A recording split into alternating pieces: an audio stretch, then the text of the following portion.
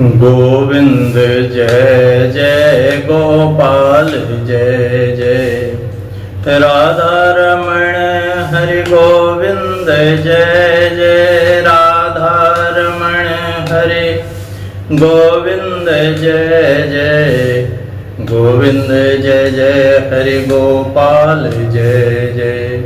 बोलिए गोविंद भगवान की जय, सद्गुरुदेव भगवान की जय, सच्चिदानंद भगवान की जय। आइए श्रीमद् भागवत के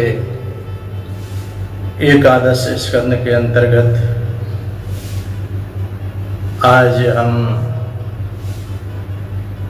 23वें अध्याय में प्रवेश करेंगे। उद्धव ने कहा, भगवान, दुर्जनों के द्वारा किए गए तिरस्कार को सहन करना तो अत्यंत कठिन है।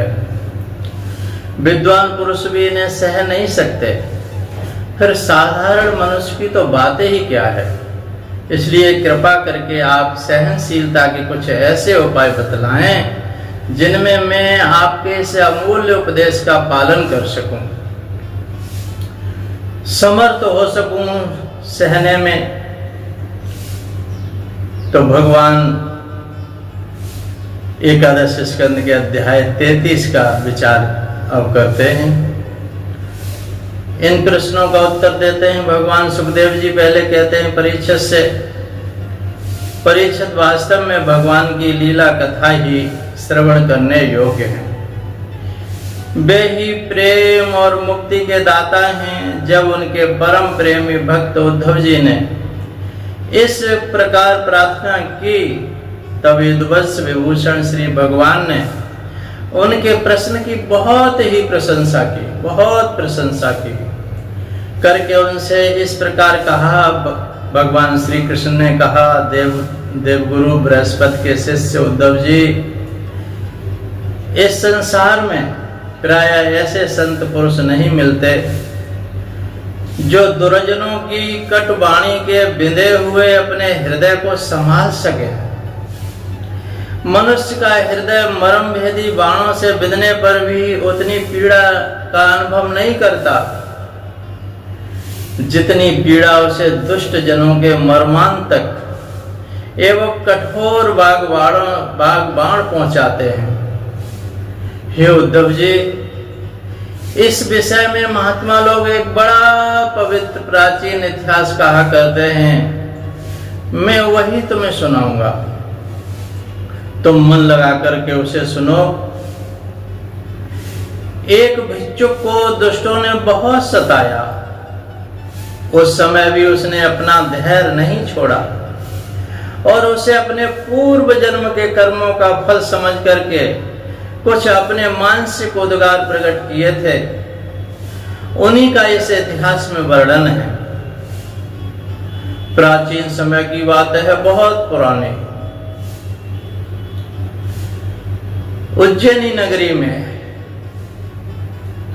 आवंतिषु दुजा कश्चित् आसीदाढ़ तमाश्रिया वार्ता वृत्ति कदरयस्तु कामी लुब्धोति कोपिना। उज्जैन में एक ब्राह्मण रहता था। उसने खेती व्यापार आदि करके बहुत सी धन संपत्ति इकट्ठी की, यानी वार्ता वृत्ति से। वह बहुत ही कृपण, कामी और लोभी था, क्रोधी भी था। उसे बात बात पर क्रोध आ जाया करता था। उसने अपनी जाति, बंधु और अतिथियों को कभी मीठी वाणी से भी उनका सत्कार नहीं किया। खिलाने पिलाने की तो बात ही दूर है। वह धर्म कर्म से रहित घर में रहता था और स्वयं ही अपनी धन संपत्ति के द्वारा समय पर अपने शरीर को भी सुखी नहीं करता था।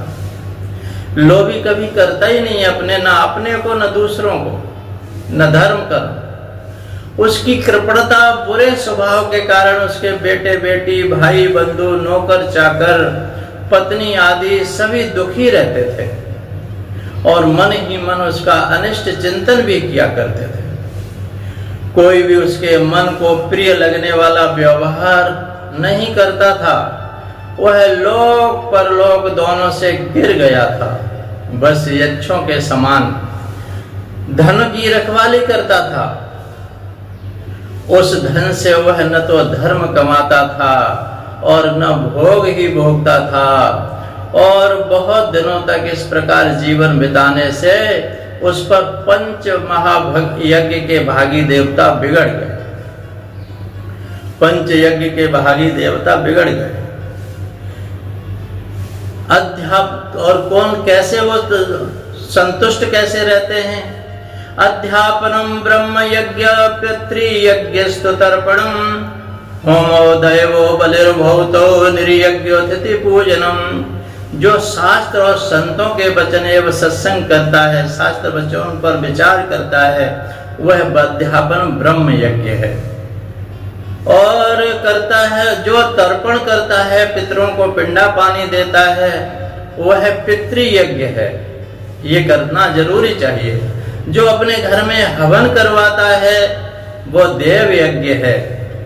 और जो पंछियों को दाना डाल देता है, गायों को चारा डाल देता है, वो भूत यज्ञ कहलाता है।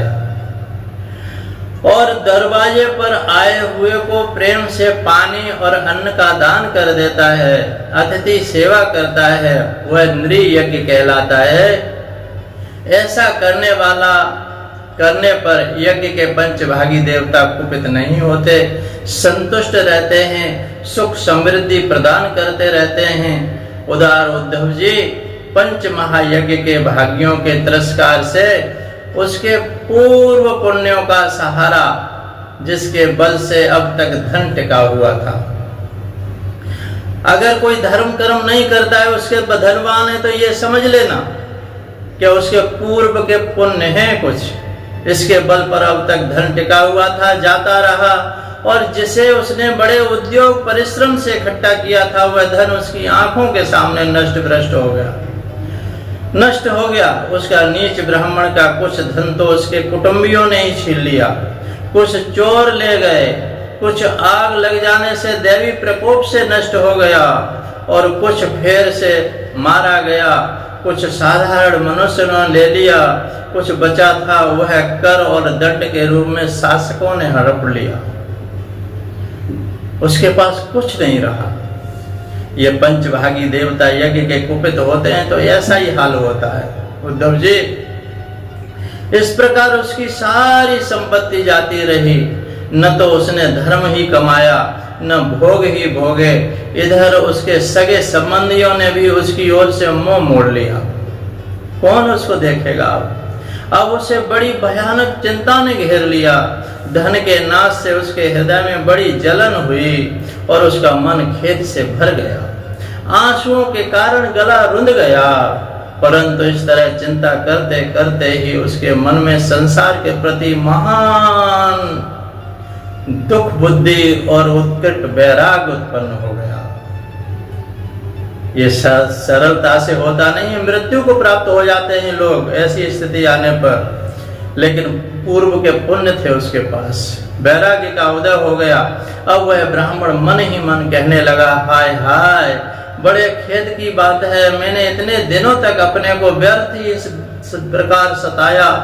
जिस धन के लिए मैंने सर तोड़ परिश्रम किया, वह न तो धर्म कर्म में लगा और न मेरे सुख भोग के ही काम आया। प्रायः देखा जाता है कि कृपण पुरुषों को धन से कभी सुख मिलता ही नहीं है। कंजूसों को कभी धन से सुख नहीं मिलता। इस लोक में तो वे धन कमाने और रक्षा की चिंता से ही जलते रहते हैं और मरने पर धर्म न करने के कारण नरक में जाते हैं। नरक उनको प्राप्त होता है। लोभः स्वल्पोपि तान् हन्ति श्रुत्रो रूपमवेप्सितम्।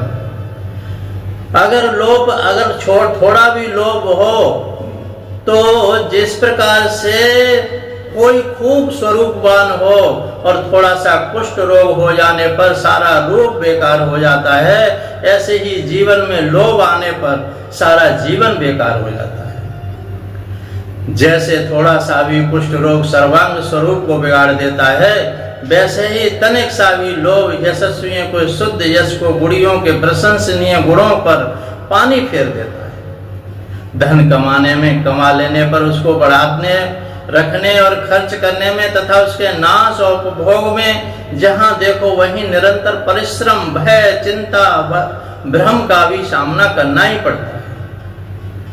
और धन के कारण अगर धर्म में नहीं लगा तो उसके अंदर बहुत दोष आ जाते हैं। इष्टेयम हिंसा नृतम दम्मा कामा क्रोधा स्मयो मदा भेदो वैरम अविश्वास संस्पर्धा व्यसनानि च एते पंचदशा अनर्था ह्यर्थ मूला मतानणाम तस्मान अर्थ मद मथाख्यम श्रेयो अर्थी दूरस्तजेत। जिसको श्रेय की इच्छा हो, धर्म की इच्छा हो, पुण्यों की इच्छा हो, वो धन से धर्म कमाए, नहीं तो ये व्यसन आ जाते हैं और इसी तरह से धन नष्ट हो जाता है। चोरी, हिंसा, झूठ बोलना, दंभ, काम, क्रोध, गर्व, अहंकार, भेद बुद्धि, बैर, अविश्वास, संस्पर्धा, लंपटता, जुआ और शराब, ये 15 अनर्थ मनुष्यों में धन के कारण ही माने गए हैं। इसलिए कल्याणकामी पुरुष को चाहिए कि स्वार्थ और परमार्थ के विरोधी अर्था नामधारी अनर्थ को दूर से छोड़ दे, यानी धन का सदुपयोग करे, धन से धर्म कमाए। भाई बंधु, स्त्री, पुत्र, माता पिता, सगे संबंधी जो स्नेह बंधन से बंधकर बिल्कुल एक हुए रहते हैं, और इसी धन के कारण सब के सब कौड़ी के कारण इतने फट जाते हैं कि दूर तुरंत एक दूसरे के शत्रु बन जाते हैं।